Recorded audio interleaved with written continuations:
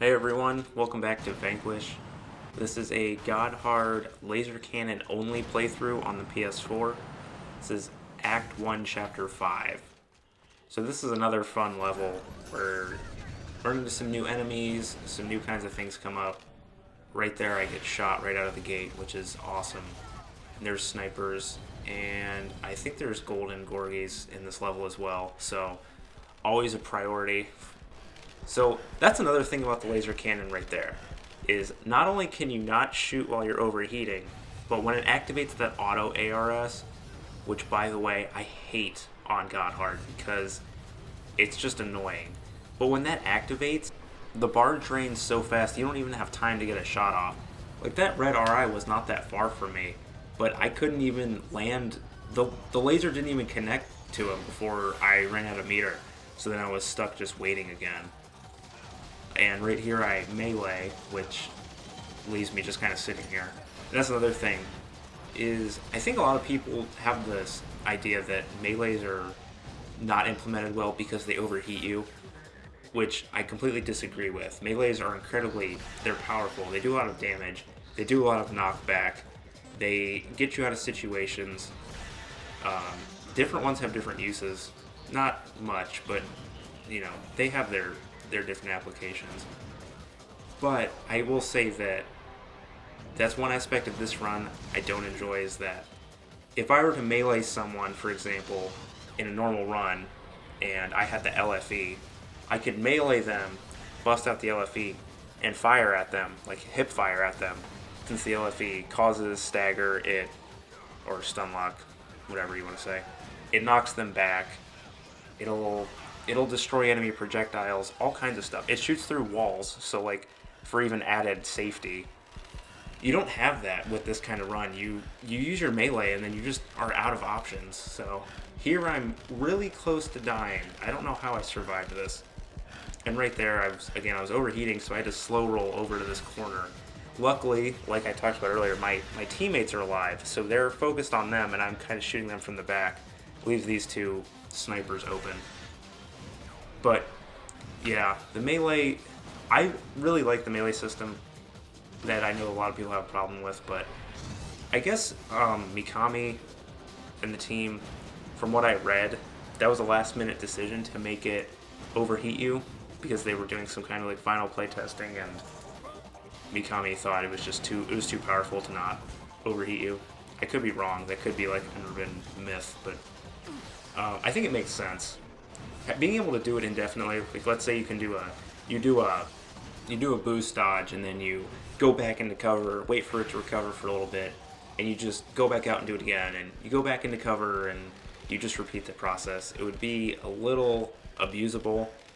That's one thing I really love about Mikami's games, is that they're very deep and they have a lot of depth to them. There's a lot of different options for the player, stuff like that.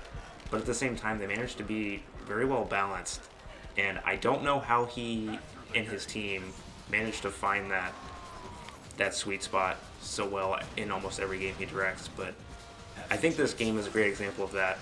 There's obviously a lot to this game. I don't think this game would have had the cult classic status it has otherwise.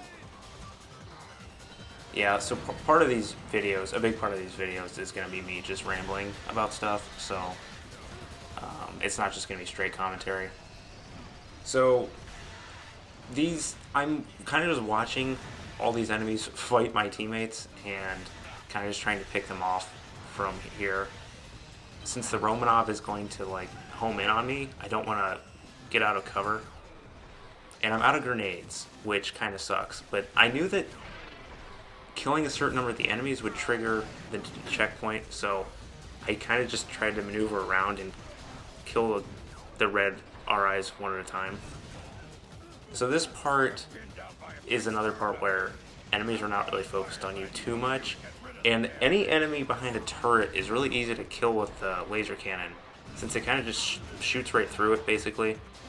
Also, the laser cannon kind of functions like the rocket launcher in the way that it destroys stuff like turrets, so it also destroys like certain objects in cover. I don't know if there's a solidified rule for what it can and can't destroy, but it definitely does do some damage in the vein of the rocket launcher. Here, since this arena is so closed off, I do the slow-mo shots because there's really no harm in, or there's no real like danger of overheating. I always make sure that my bar is close to full before I go for those. Again, it just takes so much meter, it's insane.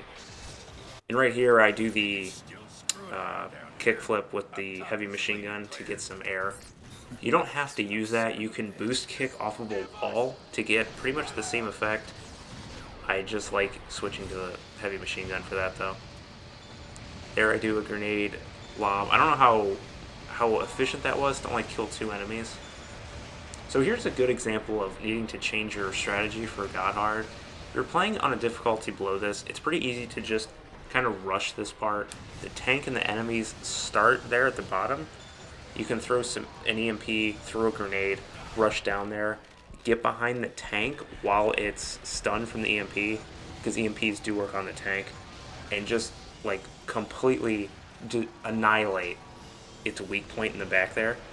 But that doesn't work on God Hard because, well, a lot of reasons. You don't have the health, you don't have the meter, and especially with the laser cannon, I can only attack for a couple seconds at a time. Also, enemies get a 30% health boost on God Hard, which doesn't seem like a lot, and it's not a lot, but it's enough to be noticeable. So if you have a good strategy on hard, it may not work if it's like a really tight strategy. It's not going to work on God Hard. I like that 30% damage boost because it's just enough to make you think about things differently, but not enough to bore you. I can't stand when games make enemy health insane on higher difficulties. It's the most tedious way to design difficulty, I think. But 30% is, I think, a fair amount. You know, the enemies get more intimidating, but it doesn't become more tedious. So, in this tank, you definitely notice it too. On below God Hard, I would never bother destroying the guns around it because you can just kind of rush to its backside and destroy the weak point without really having to worry too much. Just grab a shotgun, shoot it a few times point blank, and you're good. Especially with the meter being higher.